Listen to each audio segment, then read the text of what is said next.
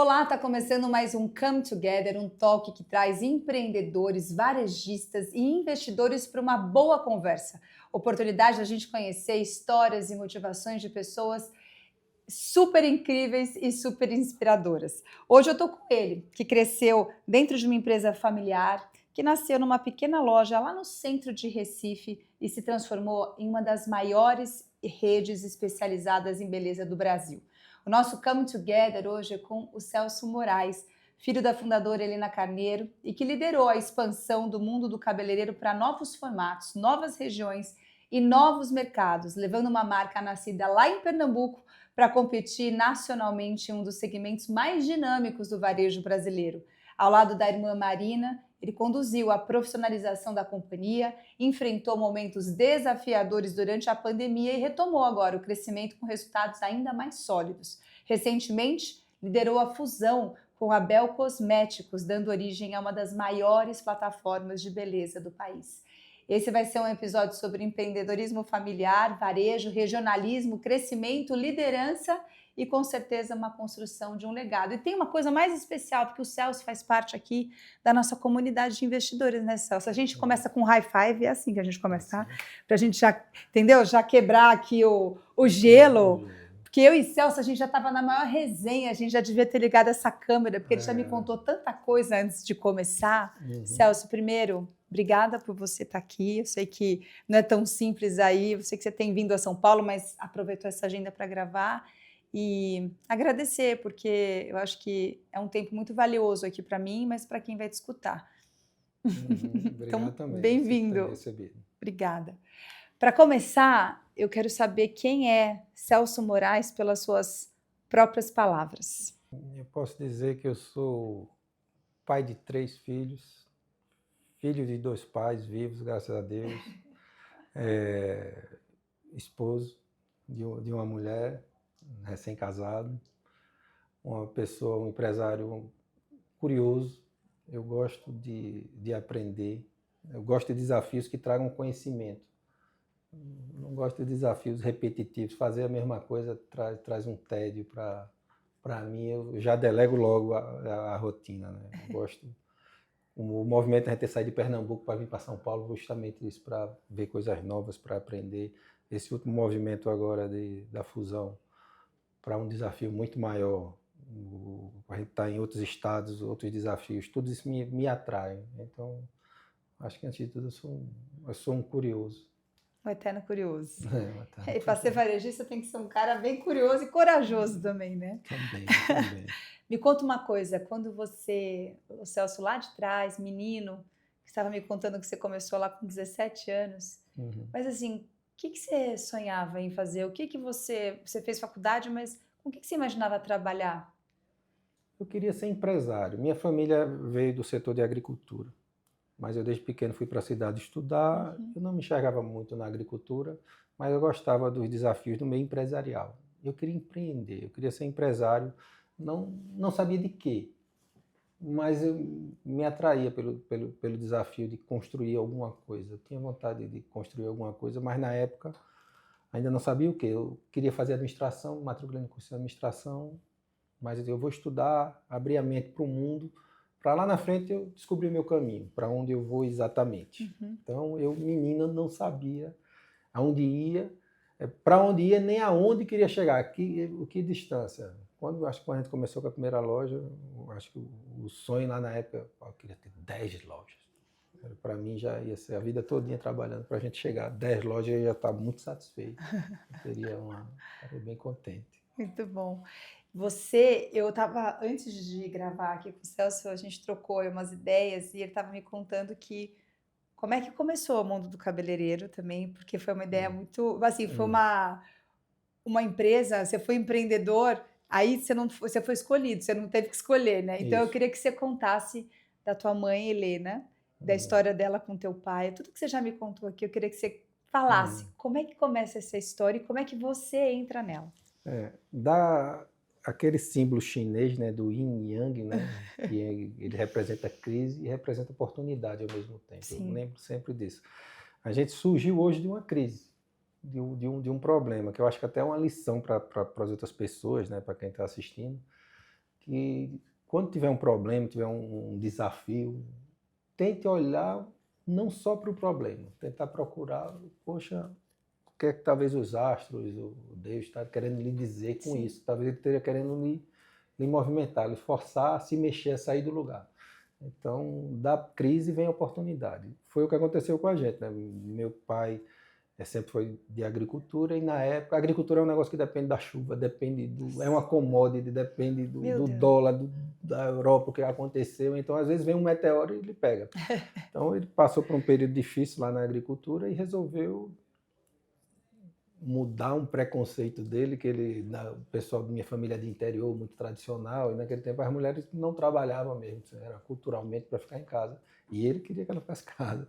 Mas quando veio a crise, aí quando o bolso aperta, aí as ideias evoluem, os conceitos mudam, e aí ele resolveu quis botar minha mãe para trabalhar. A mamãe era dona de casa, cuidava muito bem da família, mas foi meio que jogada para começar a trabalhar numa pequena loja lá no centro da cidade, de cosmético. Podia ter sido qualquer outro segmento, mas era porque tinha um amigo da família que tinha loja de cosmético. Aí ele pôde indicar, bota cosmético. Aí chegou e soltou a mamãe lá. A mamãe realmente pegou, cortou um dobrado lá no primeiro ano, 2 anos. Foi muito guerreira lá para conseguir tocar o negócio sem expertise, sem apoio, sem uma estrutura. Teve que aprender na marra, né? Um ano e meio depois que ela estava lá sozinha, foi o período também que 17 anos passei no vestibular, fui fazer administração e estudava e ajudava minha mãe na loja, desde a primeira loja. Mas ela que deu o pontapé inicial e que aguentou realmente o ano mais difícil, que talvez tenha sido o primeiro ano aí, o segundo ano foi o mais difícil, com certeza. Já chamava Mundo do Cabeleireiro ou chegou a ter outro nome? Já chamava Mundo Cabeleireiro, porque na época todas as lojas desse segmento em Pernambuco, tudo ela era Lojão do Cabeleireiro, Palácio do Cabeleireiro, Casa do Cabeleireiro, aí ficou cabeleireiro. Mas foi uma coincidência regional lá, um fator regional.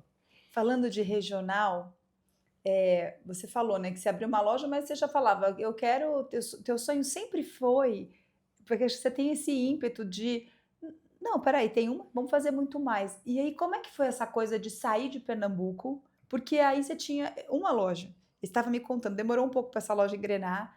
E como é que foi esse movimento de sair de Pernambuco para vir para um eixo São Paulo aqui, que muito, né, assim, já era competitivo lá, imagina aqui. Uhum. Isso. Essa história parece rápida, né? Mas a gente, para sair de uma loja até ter 10 lojas, demorou 17 anos. Foram 17 anos para sair de uma para 10 lojas. A curva de aprendizado no Brasil é muito lenta. Depois que você aprende, começa a crescer rápido. A gente começou com uma microempresa, empresa pequeno porte, não sei o que. Passamos por todos os perrengues do empreendedor brasileiro que começa de baixo. A gente passou por tudo. Aí realmente conseguimos chegar no porte depois de 17, 18 anos. Viramos líder lá no estado de Pernambuco, do nosso segmento. E tivemos... agora a gente precisava sair de Pernambuco, precisava ir para outro estado. E foi um momento que a gente estava numa NRF lá em Nova York. Ah, é? Estava numa NRF, vendo uma palestra lá do cara da Starbucks. Aí, o palestrante lá da Starbucks, não, mas a gente está crescendo esse ano, não sei o quê, a gente está com 32 mil lojas. Aí deu um tilt na cabeça assim, né? A gente fala em 10 lojas, 5 lojas, 500 lojas, as redes grandes do Brasil tinha 400 lojas, 500 lojas na época. Sim. Aí veio o cara, tem 32 mil lojas, 2 milhões de funcionários, meu Deus do céu. Aí eu acho que a gente está pensando muito pequeno lá no Brasil, vamos pensar grande. Então, no momento que a gente estava pensando em sair de Pernambuco, a opção era ir para João Pessoa, ir para Fortaleza. Vamos logo para São Paulo, que é um mercado grande, onde a gente vai encontrar mais desafios, onde a gente vai ter mais aprendizado. Para ganhar ou para perder, mas com certeza a gente vai aprender alguma coisa vindo para um mercado mais maduro, onde nossos fornecedores estão aqui. Sim. As empresas de software estão aqui, os professores estão aqui, o conhecimento chega no Brasil primeiro por São Paulo. Então, hoje a gente pode dizer que foi uma decisão acertada, mas na época foi uma decisão muito arriscada. Porque a gente não é nada aqui, chegar em São Paulo sem saber de nada vai ser bem difícil.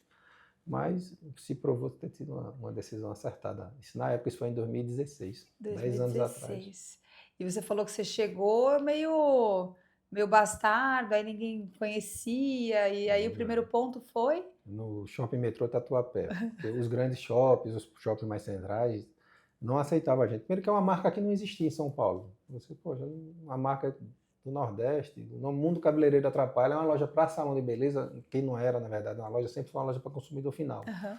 Mas eu entendo o ponto de vista deles, entendo o empreendedor do shopping, ele quer trazer marcas conhecidas, ele quer marcas provadas, que entregam coisa. Então a gente precisou provar, a gente precisou abrir uma, a gente abriu uma loja no subúrbio, mostrou, deu certo, depois abriu a segunda no Moca, já com uma loja melhor, mais bonita, mais organizada. Aí, quando a gente abriu a segunda, já com a versão, porque a primeira tinha um layout muito parecido com as lojas do Nordeste, e o mix, a gestão de categoria. Aí a gente sofreu. Aí o que é que a gente faz? A gente fecha e volta para Recife ou dobra a aposta. Então vamos dobrar a aposta, bota mais dinheiro.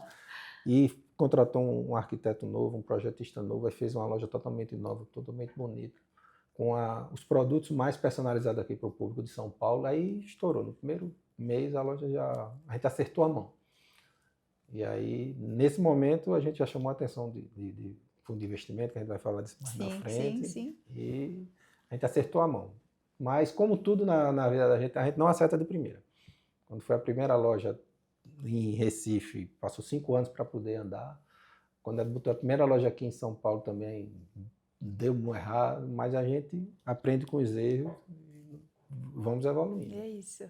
Hoje é linda a loja, lojas grandes, né? Qual que é a média de tamanho de loja? Porque as lojas, pelo menos aqui as de São Paulo, são lojas grandes. Mas a média é de 150 metros quadrados.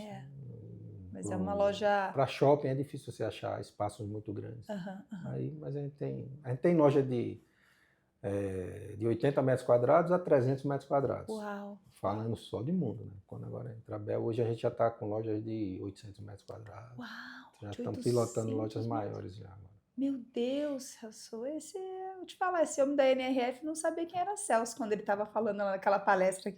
Ele mexeu com uma pessoa que...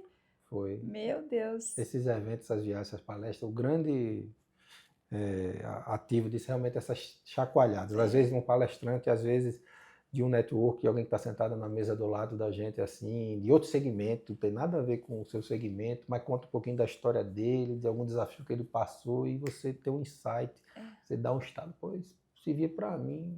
Então, vou com o pessoal da BTR Varese, fazer NRF, foi para a China agora, é muito bom, você sempre volta mexido. Isso é maravilhoso, né?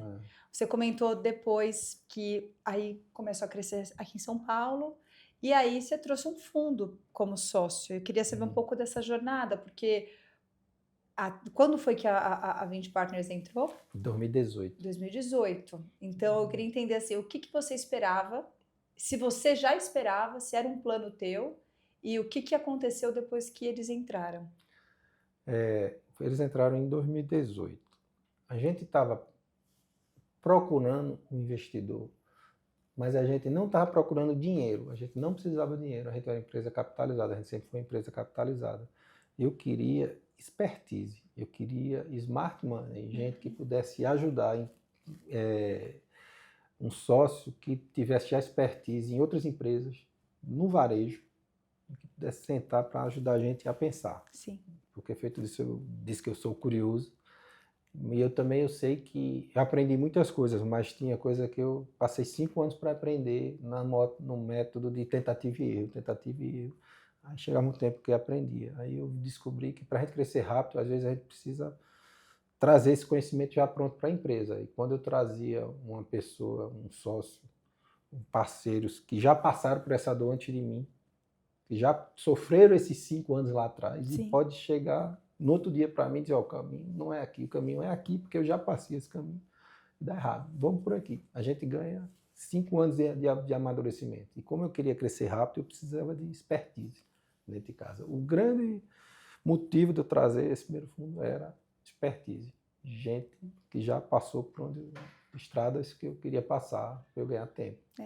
Esse foi o motivo. Porque nem, mesmo quando a gente fala da High Partners, é exatamente isso. Porque dinheiro por dinheiro, você toma no banco. você toma no banco. Agora, Quando você quer um smart money, que é muito do que a gente faz aqui, as startups que vêm para nós, tá bom, como é que eu faço para melhorar meu negócio? Como é que eu faço para acessar o varejista? Como é que eu chego numa linha de prioridade? Será que o meu modelo de negócio está certo ou não está? E aí você consegue trazer, e no fim, repertório das pessoas, né? Assim, é da experiência das pessoas que você traz para dentro do seu negócio. Isso é muito, muito incrível.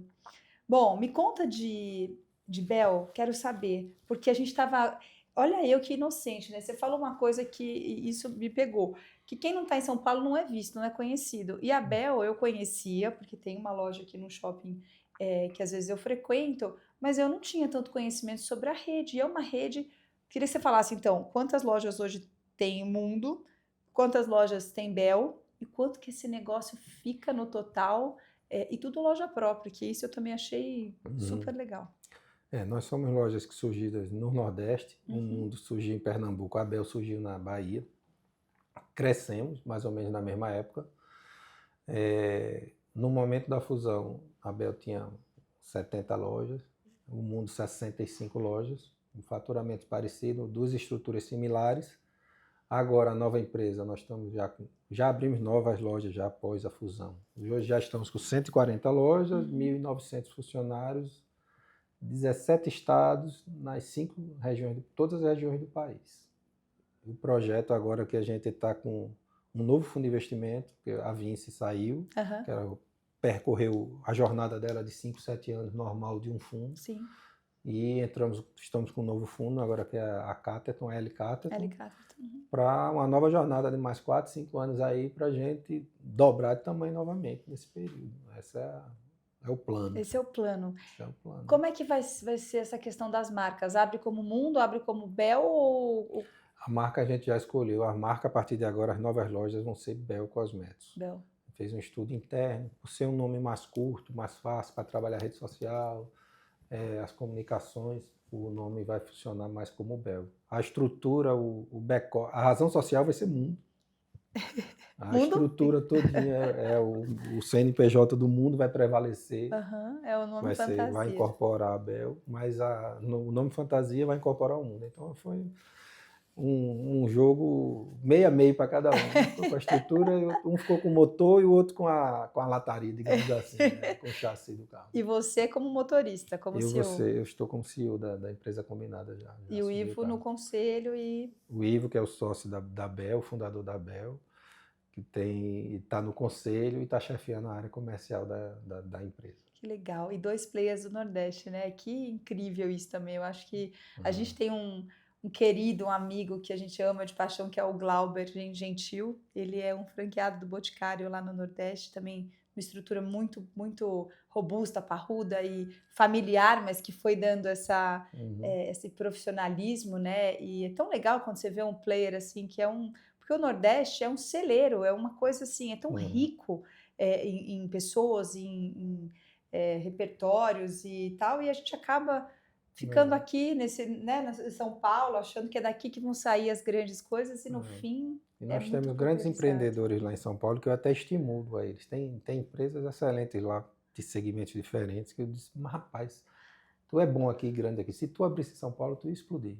Mas as pessoas às vezes ficam com esse receio de dar esse passo, né? Porque realmente é um passo grande, é uma estrutura, é um desafio maior, mas eu tenho certeza, eu tenho vários assim, rapaz, se fosse você, eu abrir uma live, você vê o que acontece lá, o crescimento lá, se você acertar, tiver o produto certo, sua estratégia for boa e acertar aqui, o crescimento é muito mais rápido do que lá. O bom é que você é um entusiasta, então você vai chamando, porque eu acho que também não é para todos, né, Celso? Você tem apetite, eu acho que é muito da sua característica.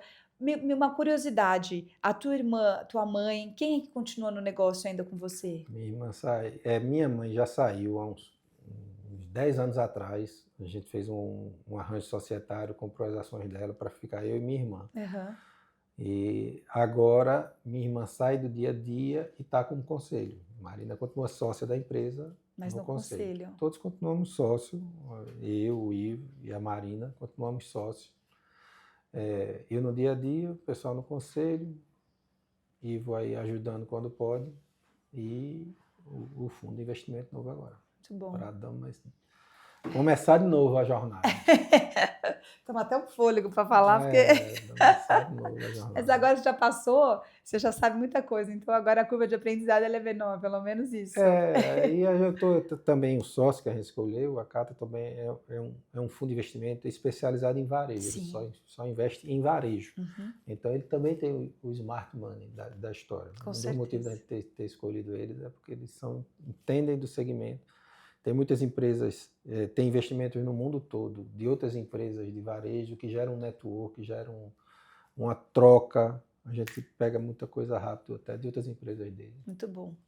Agora, uma outra coisa aqui. Você, curioso, não para, fazendo fusão, e indo para São Paulo, e Pernambuco, a vida corrida. E acho que ser empreendedor é quando você está levantando um negócio, vem outra onda, aí vem... Eu queria saber, assim, que você tem algo que você faz que você dá uma desopilada, ou dá uma oxigenada, ou que te ajuda, inclusive, no negócio para te oxigenar, ou para te espairar, ou te dar um gás? Com certeza, minha válvula de descompressão é a atividade física, né? Eu adotei o ciclismo há 2 anos atrás. É mesmo? Eu faço academia, yoga e o ciclismo. São as 3 coisas que geram a endorfina, né? Sei lá, os meus remédios vêm da atividade física, que me relaxam, né? E que me trazem muito insight. Muita solução de problema está durante a atividade física. Porque tem até uma explicação científica, né? Você está no momento que o cérebro gera alguma coisa lá, mas eu estou com um problema que eu estou no meio do pedal, assim, meia hora depois eu acho a resposta do coisa, eu tenho um insight, na yoga mesmo, que é um negócio muito, muito paradão. Você medita, mas eu acho que o Abílio Diniz tem livro falando sobre isso, só isso, né? Só de o quanto as atividades físicas dele ajuda ele incentiva os executivos dele a ter uma atividade física, um hobby. Não precisa ser na atividade física, mas você precisa de um hobby, você precisa ter alguma coisa para você desligar. Você não pode viver no desafio, no problema constantemente, senão o cérebro vai dar um burnout, aí vai dar bronca. Então, tem que desligar. A atividade física me dá esse relaxamento, a paz. Às vezes eu saio do escritório pensando em chegar em casa e fazer uma das 3 coisas de manhã para ir dormir tranquilo. O pedal é cedo, é madrugada? Porque a galera do pedal é a galera da madrugada também, né? Não? Depende do... Eu moro lá em Pernambuco, moro na beira-mar, aí tem uma ciclofaixa na frente. Eu acordo de manhã, quem me diz é São Pedro. Se estiver chovendo, vou para academia. Tá um sol bonito, sol nascendo, a vista é linda, aí vamos pedalar. Vai pedalar. Não vamos perder a vista. Que delícia, né? É muito bom. E o yoga é difícil para se concentrar, parar de pensar? Porque eu fico pensando assim, às vezes a cabeça não para. E o yoga você precisa ter uma certa concentração ali, falar, cara, eu preciso meditar aqui, né? Eu preciso chegar nesse lugar. Você geralmente não começa a concentrar, depois de 10, 15 minutos você vai conseguindo afastar os pensamentos da cabeça para ter aquele... Eu acho que a yoga ou atividade física, coisa que eu posso comparar é com... Hoje em dia dá menos computador, né? Mas antigamente o computador dava pau direto. A gente tinha que fazer o quê? Desliga, reseta. Né? Reseta. Fórmula mágica para computador. Reseta, desliga o bicho um pouquinho, que quando ele ligar, ele funciona. E eu acho que para o cérebro da gente, a gente precisa desligar um pouquinho. Todo mundo precisa ter uma horinha para... Porque você desliga, pensa no passarinho, pensa em alguma coisa assim. Aí você religa o computador, você consegue entender melhor a coisa. Porque se você deixar ele quente direto, ele trava. Tela azul. Dá tela azul. Então é preciso saber dar o reset. E essas atividades, a meditação, a yoga, essa coisa, funciona para isso. Você volta a outra pessoa, mais lúcido, e às vezes a resposta vem ali com facilidade, sem esforço, no seu problema. Muito bom. Me conta uma coisa, quem te inspira, Celso? Meus grandes inspiradores são meu pai e minha mãe. Pelos erros e pelos acertos. Eu sou uma pessoa que eu gosto de ler livro de quem teve problema. O livro daquele... Todo livro que deu... 80%, 90% do livro é bronca, é desafio. o Catterton, né, que tem o do navio que fica preso a tripulação 2, 3 anos preso, o cara fica náufrago. Aí, no final, vê como ele lida com o problema e como ele lida e como ele sobrevive e chega lá no final.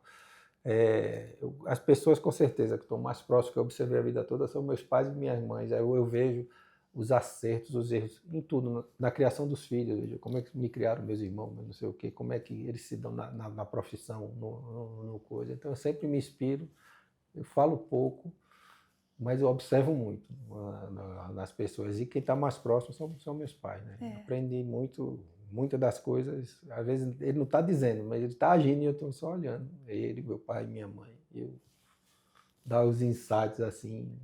Então, a grande inspiração é de casa mesmo. Que gostoso. E que bênção ter eles, né? Vivos e bem... Exato. É uma bênção ter os pais vivos hoje. Nossa. Tem muitos amigos que não tem um pai, não tem a mãe, não tem os dois, lá. É uma bênção. E estar sempre junto com eles. Muito gostoso. Muito bom.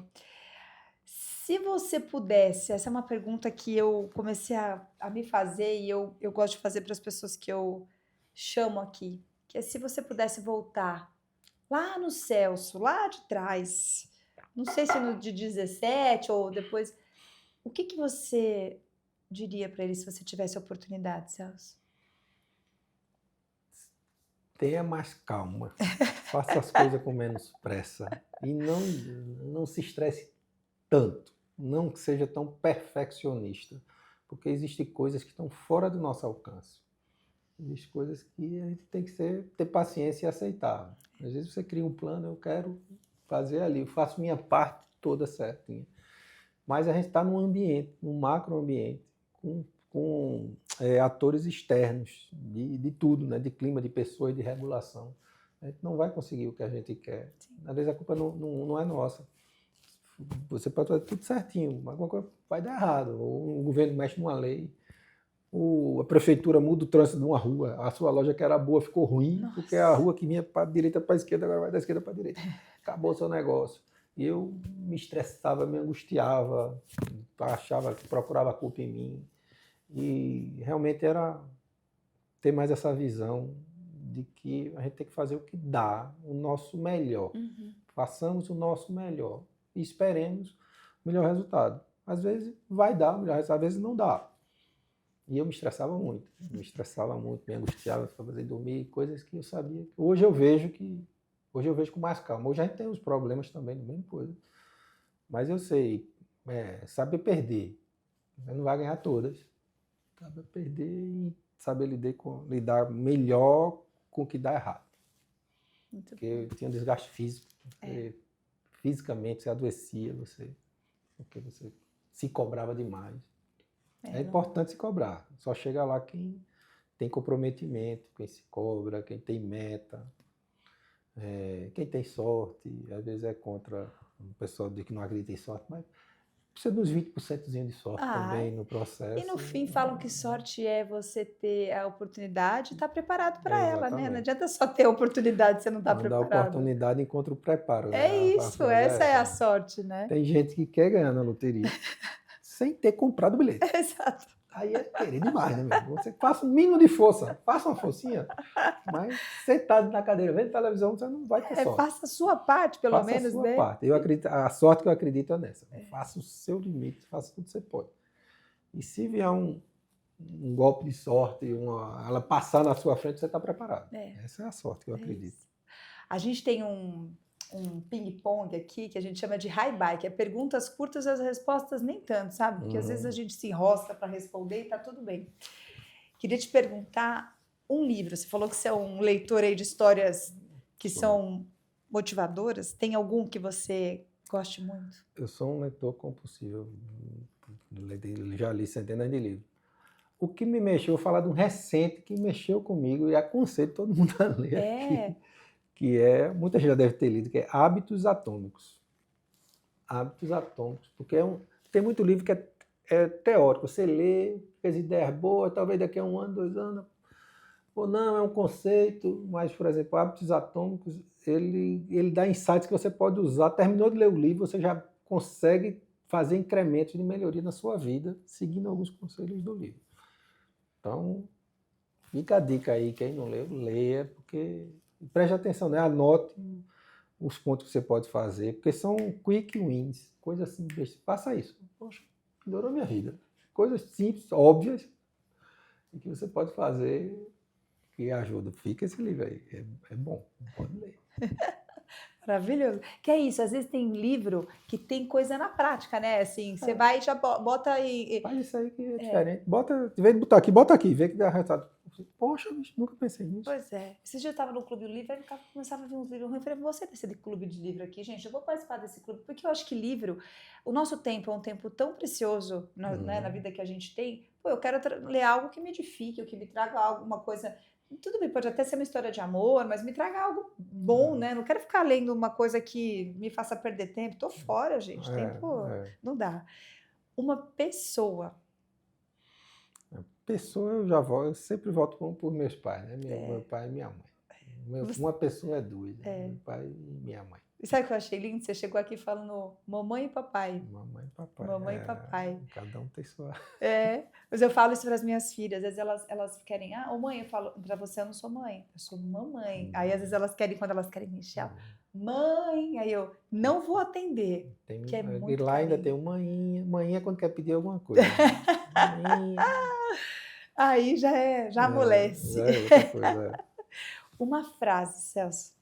Tem uma que quem me conhece já me ouviu falar milhares de vezes, né? Que é a diferença do remédio para o veneno é a dose. Isso se aplica a quase tudo na vida da gente, pessoal e profissional. E se você prestar atenção, a maioria das questões na sua vida envolve ela. É a quantidade de esforço. Se você faz ou se você não faz. Você vê, por exemplo, muitos remédios que a gente toma são feitos de veneno. Tira um pouquinho do veneno da cobra, o veneno da aranha, o veneno do sapo, faz um remédio para qualquer coisa assim da gente. E se você olhar, se você beber água demais, você morre. É só uma analogia que eu faço assim. Água é bom, mas toma 5 litros d'água de uma vez. Dá ruim. Morre. E o veneno, a coisa que você está vendo é ruim. Se for na dose certa, é bom. E as escolhas na nossa vida são muito isso. O quanto eu me dedico ao trabalho ou à família. São duas escolhas, é o remédio e o veneno. Se você der demais para cá, faz mal. Der demais para cá, faz mal. E em uma série de outras decisões na sua vida, você vai se colocar nessa posição. Poxa, qual é demais ou é de menos? Pessoal e profissional. Para a empresa também. Várias decisões. O que é que eu faço? Então, a vida é um equilíbrio, a busca do equilíbrio. A felicidade é a busca do equilíbrio. Você tem que saber aonde você está. Não pode querer tudo, não vai ter tudo. Mas tem coisa que aparentemente é boa e é ruim, aparentemente ruim é boa. O equilíbrio entre essas duas coisas. Enfim, minha frase, eu repito muito essa daí. É bom que a gente fala para a gente mesmo, né? Antes de falar para alguém, a gente tem que falar o tempo todo isso para nós, né? Que é sobre o equilíbrio. Acho que ele é o grande segredo da vida, em qualquer que seja o espectro. E ele é fácil falar, difícil de aplicar no nosso dia a dia. Quando você vê, você já se distraiu e tem horas que você está olhando mais para um lado do que para o outro. Exatamente. Então, Se você fizer equilíbrio, aí a vida, você perde a felicidade porque você errou na mão. Em tudo na sua vida. Você vê que todo seu dia é uma decisão. É isso. Todo momento você está fazendo escolhas. Para mais ou para menos, eu me dou mais, ou eu penso mais em mim, eu penso mais nos outros. Às vezes você está fazendo mais pelos outros do que para você. E são exemplos, né? Dezenas de situações que tem que analisar, estudar e descobrir qual é o ponto ideal. Sim. Ponto ideal nessa situação, né? E um sonho, Celso Moraes, qual é o sonho? Eu acho que eu já realizei muitos sonhos mesmo, muitas das coisas os sonhos que eu tinha, 20 anos de idade, 18 anos de idade, eu tinha planejado na minha vida, eu quero casar, filhos, empresa realizar, muita coisa, já realizei a maioria. Eu acho que hoje eu tenho apenas o desejo de, sei lá, deixar um legado bom para os que eu amo e os que me amam, assim, foi uma pessoa boa, tratou bem. Tem uma outra frase que eu li num livro, numa enciclopédia, uma filosofia, né? Diz que quando você nasce, você chora e as pessoas riem. Construa sua vida para que, quando você morra, você ria e as pessoas chorem. Se você conseguir fazer isso, você construir essa jornada. Meu sonho é chegar morrer assim, rindo. Fiz minha vida, fiz o que eu queria, errei no que eu podia errar e estou bem, estou podendo ir. Então, se eu chegar lá no dia de rindo e as outras pessoas chorando porque eu deixei uma coisa boa para elas, Sim. Elas estão com saudade de mim. Então, acho que isso é a história de uma vida perfeita. Eu amei isso daí, hein? Eu achei demais. Então, quando a gente nasce, a gente chora, os outros riem. E quando a gente morre, é a gente que tem que rir para os outros chorarem. E os outros chorarem. Se a gente fez isso aí, tá feito. Tá feito. O sonho tá realizado. Exatamente. Celso, a gente chegou ao fim. Você viu como a resenha vai rápido? Já é assim. A gente estava aqui antecipando várias coisas. Falei, não, gente, bota para gravar porque a gente precisa pegar todos esses detalhes. Eu quero te agradecer muito, dizer que a gente, como brasileiro, tem muito orgulho de você e do que você fez e do que você tem feito, né? E agora ainda mais, porque olhar para um varejo que cresce como o mundo e agora como Bel, isso só você sabe os desafios que são todos os dias, todas as ondas que vêm contra o mar e a maré, e que sobe, que desce. Isso é com emoção. É com muita emoção. Então, nossa, eu fico toda vez que eu vou à loja, eu tenho muito orgulho, levo as minhas filhas lá e falo, olha, a mamãe conhece aqui o moço que fundou essa loja. Nossa, ele é lá de Pernambuco. E eu adoro contar essas histórias porque, ainda que você sonhasse grande, você teve que começar pequeno, né? E tudo começa com, né? Era uma lojinha que hoje, olha aí, ó, mais de 140 lojas pelo Brasil e mais estão vindo aí, se Deus quiser. Então, obrigada. Eu espero que a gente se encontre mais vezes aqui em São Paulo. Quando você vier, você vai vir aqui para tomar café. Sim. Eu não sei se você quer deixar uma mensagem aí para inspirar essas pessoas que te assistiram até agora. Bom, de mensagem de quem quer empreender é persistência, né? Perseverança. Entender que nem tudo está sob nosso controle, mas as adversidades que surgem para você surgem para os seus concorrentes também. Então, às vezes você não precisa ser perfeito, você precisa ser melhor do que o seu concorrente. Então, entendam isso, mesmo num ambiente difícil, mas olhe para o lado. Tem outra frase que eu digo, você não precisa correr mais do que o leão, você precisa correr mais do que o outro cristãozinho, porque não tem as arenas, né, que a turma jogava os cristãos lá para os leão comer. Você não corre, você se liga, você corre mais do que o do seu lado, porque o leão pega ele, enche o bucho, você escapa. Exato. O Brasil é mais ou menos assim. No Brasil, o ambiente de negócio da gente é muito competitivo, é muito coisa, mas vá tentando. Vamos tentar que a gente chega lá. Muito bom, muito bom. Obrigado. E para você que ficou aqui, ouviu essa história de empreendedorismo, de inspiração, quanta coisa boa a gente ouviu hoje, quantas frases para a gente guardar e lembrar aí no dia a dia, eu te convido a se inscrever no canal, no YouTube, no Spotify e acompanhar, porque aqui só vem gente assim, ó, inspiradora, com motivações para a nossa vida. E eu te espero então no próximo Come Together. One thing I can